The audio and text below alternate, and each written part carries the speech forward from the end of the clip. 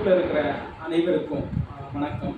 அனைத்து சகோதர சகோதரிகளுக்கும் நம்ம இந்த குரூப்பில் தொடர்ந்து பல வகையான ரொம்ப ரிஸ்கான விஷயங்களை நம்ம பார்த்துட்டு இருக்கிறோம். அதுக்கு நீங்கள் எனக்கு பேராதரவு தந்துட்டு இருக்கிறீங்க. அது வழக்கமாக நடந்துக்கிட்டு இருக்கு. அந்த வகையில் நமக்கு இது மாதிரி வீடியோ பார்த்து நம்மக்கிட்ட ஒரு கேஸ் வருது. அது என்ன கேஸ்னால் ஆதார். அந்த கேஸ் வருது. இந்த குழந்தைக்கு பேரில் ஒரு சின்ன எழுத்து ஒரு மிஸ்டேக். அதனால் அவளோட எதிர்காலமே பாதிப்புக்காக ரொம்ப ஒரு பேனிக்கான நிலையில், பயந்த நிலையில் வந்துச்சு இந்த கேஸு. இந்த கேஸ் நான் எடுத்து ஒரு கிட்டத்தட்ட ஒரு மாதம், 1.5 மாதம் ஆகிடுன்னு நினைக்கிறேன். நான் கரெக்டாக ஃபாலோ பண்ணி அந்த கேஸை நான் இன்னைக்கு முடித்து அந்த ஆதார் கரெக்டாகி வந்திருக்கு. இதுக்காக இவங்க என்கிட்ட வர்றதுக்கு முன்னாடி பெங்களூர் வரைக்கும் போயிருக்காங்க. இவங்க தாய் அவங்க எல்லாருமே பெங்களூர் வரைக்கும் போயிருக்காங்க. பெங்களூர் போயும் பெங்களூர் உதவி ஹெட் ஆஃபீஸில் போய் முடியாமல் திரும்பி வந்தாங்க. நம்மக்கிட்ட வந்தாங்க. நம்ம இதை கரெக்டாக முடிச்சு கொடுத்துருக்கோம். இவங்க நம்மக்கிட்ட வந்த இதுவே ரொம்ப ஒரு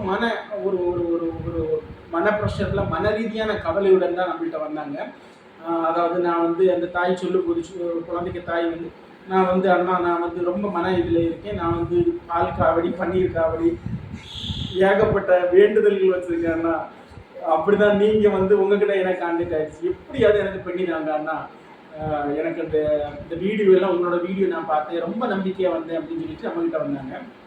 நம்ம உண்மையிலே சொன்னால் ரொம்ப பயங்கரமான முயற்சிகள் எடுத்து, பயங்கரமான ரிஸ்க்கான ஒரு இதெல்லாம் எடுத்து நம்ம இதை இன்னைக்கு பண்ணி கொடுத்துருக்குறோம்.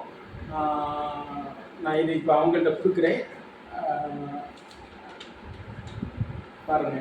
அப்புறமா இந்த சம்பவம் நடந்தது, இந்த ஆதார் சம்பவம் நடந்தப்போ அவங்க தாய் டெய்லி மன வருத்தத்துக்குள்ளாகி ரொம்ப டிப்ரெஷனாக ஃபீல் பண்ணி, இவங்க நிறைய தெய்வங்களுக்கு நிறைய வேண்டுதல்கள் எல்லாம் வச்சு ரொம்ப பேனிக் ஆனாங்க. இவங்க வந்தப்போ அதே மாதிரி தான் இந்த குழந்தையும் அந்த அம்மா கிட்ட சொல்லியிருக்கு, அம்மா நான் ஏன் பிறந்தேன், எதுக்குன்னு பெருத்தீங்க, இந்த மாதிரி ஆதரவு இருக்குது, ஸ்கூலில் எல்லாருமே ரொம்ப இது பண்ணுறாங்க, ரொம்ப ப்ரெஷர் தராங்க. நான் உங்ககிட்ட சொல்கிறது என்ன அப்படின்னா, எந்த ஒரு விஷயமா இருந்தாலும் பேனிக் ஆகாதீங்க. பேனிக்னா பதட்டம் ஆகாதீங்க. அந்த பதட்டம் ஆகும்போது அடுத்த கட்டத்துக்கு, வாழ்க்கையில் அடுத்த கட்ட சிந்தனையாக இருந்தாலும், செயல் வடிவமாக இருந்தாலும் அது அடுத்த கட்டத்துக்கு எடுத்து போகிறது இந்த பேனிக். இந்த பதட்ட நிலை அந்த சிந்தனையை சீராகும். இன்னைக்கு நம்ம அதை சொல்லும்போது நாளைக்கு இந்த குழந்தை மிகப்பெரிய ஒரு இடத்துல போகிறதுக்கான வாய்ப்பு இருக்குது. இந்த சின்ன சின்ன இடங்கள்ல பேனிக் ஆகாமல், இப்படி வாழ்க்கையில் வெறுத்து போன வார்த்தைகள் யூஸ் பண்ணாமல், நான் உனக்கு தான் சொல்கிறேன். ஸோ எந்த லைஃப்பில் எந்த இது இருந்தாலும் அதை நேரிடணும், அதை ஃபோர்ஸ் பண்ணணும்.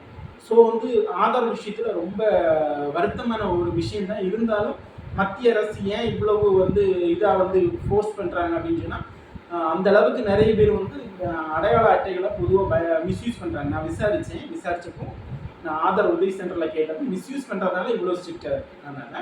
அதனால் நீங்கள் ஆதார் விஷயத்தில் ரொம்ப கவனமாக இருங்க. உங்களுக்கு தனிப்பட்ட கருத்து சொல்லணும்னா சொல்லுங்கள். ஏற்கனவே நான் ஒரு பர்த் சர்டிஃபிகேட் உங்களுக்கு நான் முடிச்சு தந்திருக்கேன். அப்பவும் சொன்னீங்க எனக்கு எப்படியா இது முடிச்சுட்டாங்க அப்படின்ட்டு. ஒரு அரை நம்பிக்கையில் தான் இருந்தீங்க. அந்த அளவுக்கு நீங்களே எல்லா இடத்துலையும் போயிட்டீங்க.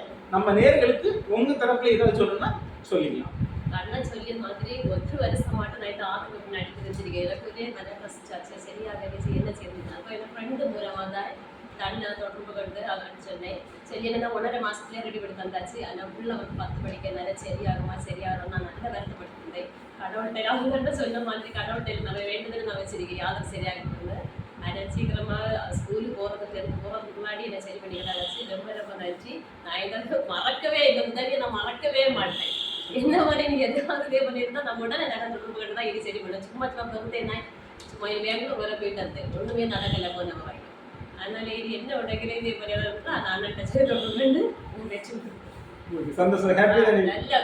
நல்ல ரொம்ப நன்றி அண்ணா. ரொம்ப சந்தோஷம். எப்போ இது பெரிய உதவி.